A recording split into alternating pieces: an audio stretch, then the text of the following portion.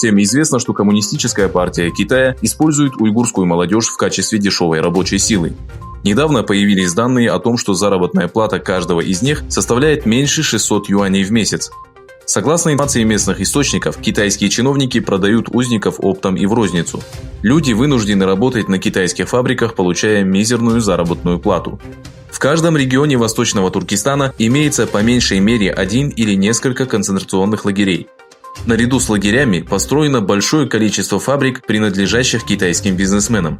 Именно в этих фабриках узники трудятся, не покладая рук. Цены на трудовых узников колеблются от 600 до 3000 юаней в месяц. Китайские власти начали массовое производство масок в уйгурском регионе, жителей которого принудили подписать контракт сроком на 1 год. Вначале для производства масок были построены в городе Артуш, а затем и по всему Восточному Туркестану.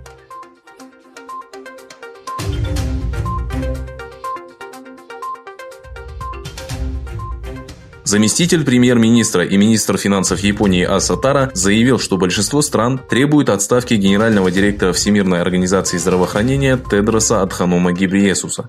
Выступая в Палате представителей, Аса сообщил о петиции, начатой на сайте Change.org, в которой содержится призыв подписать требования об отставке генерального директора Всемирной организации здравоохранения, неадекватно оценившего ситуацию с китайским вирусом. Аса сказал: «Говоря простыми словами, я задаюсь вопросом, кому принадлежит Всемирная организация здравоохранения – всему миру или Китаю?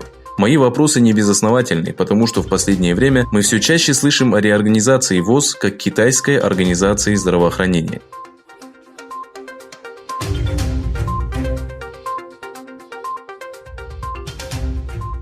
В рамках борьбы с эпидемией коронавируса в Голландии начали сбор масок, импортированных из Китая. Правительство решило конфисковать 600 тысяч из 1 миллиона 300 тысяч китайских масок на основании того, что продукция не соответствует стандартам и не способна защитить от вируса. На веб-сайте Голландской организации общественного вещания было опубликовано заявление относительно того, что Министерство здравоохранения, социального обеспечения и спорта решило прекратить импорт масок из Китая. В заявлении также указывается, что отныне все маски подлежат дополнительной проверке.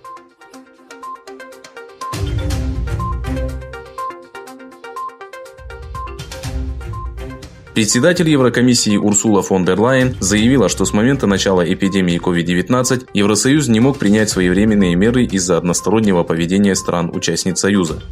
Немецкое новостное агентство DPA сообщило, что глава комиссии призвала к еще большей солидарности для эффективной борьбы с эпидемией.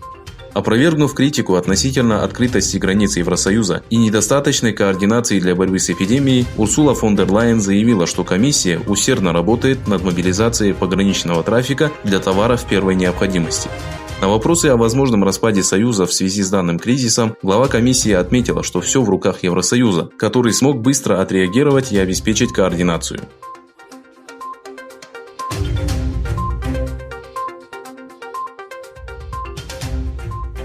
Согласно информации веб-сайта Worldometer, число людей, которые погибли из-за нового типа коронавируса, появившегося в Китае, превысило 30 тысяч.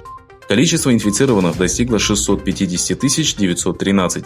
Самые большие потери на сегодняшний день произошли в Италии, где из-за вируса погибло 10 023 человека. В Испании жертвами вируса стало 5812 граждан. Количество случаев в США составило 123 750.